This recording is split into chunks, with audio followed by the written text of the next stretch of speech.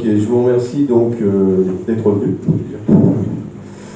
Alors, moi je vais continuer avec les ordres teutoniques. Je vais rentrer un peu plus dans le détail de l'origine, la création, comment ils fonctionnaient. On va faire 2-3 liens avec la Suisse. On a déjà eu un exposé bien rempli là-dessus, donc on ne va pas revenir sur ces détails-là. Et donc je vais vous parler essentiellement de l'aspect ésotérique pour avoir une vraie conception de comment fonctionnaient ces ordres de chevalerie. Donc les ordres de chevalerie, on a eu déjà un exposé très complet. Vous savez que dans l'imaginaire collectif, les ordres de chevalerie, c'est les Templiers. Mais effectivement, c'est pas que les Templiers.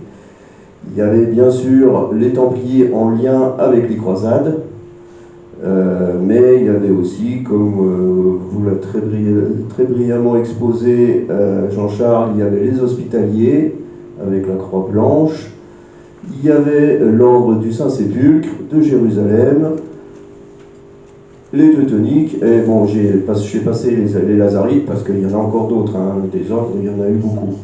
C'est les principaux. On va donc s'arrêter sur les Teutoniques. Là, vous avez un petit groupe de teutons en train de faire régner l'ordre, on va dire, à leur manière. En fait, ces principaux ordres de chevalerie sont quasiment tous issus de la première croisade. Là, je parle des chevaliers teutoniques et des autres. Comme on l'a vu, qui étaient au début du XIe siècle, et donc intimement liés au christianisme. Mais la chevalerie existait déjà bien avant le christianisme. Et à partir du moment où il y avait un mode de vie féodal avec un maître et des vassaux, il y avait un système de chevalerie. Notamment sur les régnants, on va dire ceux qui étaient les nobles, avant l'aspect noble religieux du terme. C'était à la fois l'ordre de chevalerie, j'entends, sur les terres païennes, dites païennes, donc non christianisées. C'était un moyen de défense, un moyen de maintien de l'ordre, un art guerrier, mais aussi un code d'honneur, comme on l'a vu dans l'exposé précédent. Donc, pour les nobles de tous bords, c'est-à-dire qui n'étaient pas forcément rattachés à un dogme religieux. Et un peu partout sur la planète, à cette époque-là, en tout cas en Europe occidentale, pratiquement tous les peuples fonctionnaient plus ou moins de la même manière. Lors du début de la christianisation des terres du nord de l'Europe, vers l'an 600 à peu près, donc c'est très tôt, les émissaires des différents papes se trouvaient confrontés aux réticences et hostilités des peuples dits païens. Oui, forcément, quand ça fait 3, 4, 5, 10, 20 générations que vous avez votre mode de vie avec vos croyances spirituelles, puis d'un seul coup, il y a quelqu'un qui vient de l'autre bout de la planète, ou de l'autre bout du territoire, et qui vient vous expliquer que vous avez tout faux, il faut croire en quelqu'un d'autre et d'une autre manière, forcément, ça pose problème. Mais c'est ce qui s'est passé.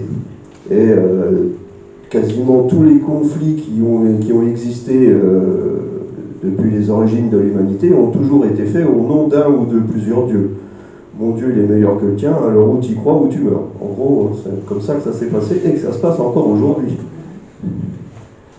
Donc là, vous avez une carte qui vous donne un peu le tour de la Méditerranée en l'an 600, à peu près. Donc vous avez globalement deux grandes zones. Vous avez la zone orientale et la zone occidentale, avec différents points de cristallisation ponctués au 3e, au 4e, au 5e siècle, en fonction des couleurs, vous voyez un peu ce que ça donne. Mais en fait, il y a eu une évangélisation un peu partout. Et ce qu'il ne faut pas oublier, c'est que c'était quasiment toujours fait de force. Ça nous amène à comprendre exactement à qui on a affaire. L'Empire romain germanique, c'était quand même à l'origine une conquête de l'Europe occidentale par les Romains, avant et pendant le christianisme. En Germanie, donc ce qu'on appelle la Germanie, c'est Ça s'étend depuis la Suisse jusqu'à la mer Baltique. En termes du sud au nord, on va de la Suisse, voire plus bas, enfin, avec oui, à peu près de la Suisse jusqu'à la mer Baltique. Et les peuples locaux, ils vivent sous la tutelle des familles régnantes locales qui déterminent le pouvoir, qui détiennent le pouvoir et l'argent, qui déterminent les lois sous un mode féodal, incluant les croyances spirituelles de chamanisme celte. Et là, on parle depuis les Celtes étrusques, en Italie, en Suisse, et on remonte en Autriche, tout ça, les Celtes ont migré bien avant l'ère chrétienne vers le nord, jusqu'aux territoires qu'on connaît aujourd'hui comme les territoires scandinaves. Et ce qu'il ne faut pas oublier, c'est que ce qu'on appelle aujourd'hui les Vikings, c'est des Celtes qui ont migré vers le nord et qui se sont mélangés avec des peuples locaux du nord du monde, qui étaient les Sams. C'est ça qui a donné les Vikings. Mais à l'origine, c'est les Celtes. Ces mêmes familles développent l'art guerrier à cheval, en tout cas pour les nobles, ceux qui gèrent les territoires, pour conserver titre et terre. Ce sont les premiers chevaliers. Ces mêmes premiers chevaliers, on les retrouve dans les premiers textes des premiers moines qui ont essayé de coloniser et de christianiser les terres dites païennes. Les premières unifications de ces peuples sous la bannière d'un roi fut mise en place en 750 par Pépin le Bref, appuyé par l'Église chrétienne. Mais lui-même n'était pas forcément un chrétien pur et dur. Il faut bien comprendre ça. On est dans une époque où les croyances religieuses sont très disparates. De ce fait, les familles régnantes au niveau local durent faire allégeance au roi et donc se convertir à un christianisme qui était de rigueur, puisque appuyé par les forces en vigueur et les croyances derrière, qui étaient à la fois politiques, religieuses et financières.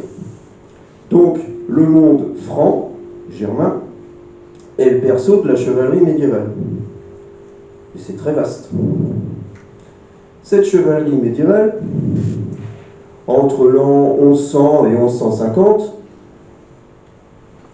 elle permet l'unification des peuples germains du Nord sous une croyance chrétienne commune, et ça pose des gros problèmes aux autorités cléricales, car les survivances dites païennes ont la vie dure. C'est-à-dire qu'aller expliquer à un celte bien implanté avec une croyance ésotérique, chamanique, qui ont déjà 2 ou 3 millénaires d'existence et de pratique, qu'il faut tout changer du jour au lendemain et croire en un Dieu unique qui est mort sur la croix pour sauver le monde, c'est pas simple. Donc ça se fait de force. Et ça pose problème parce qu'il y a beaucoup de réticences.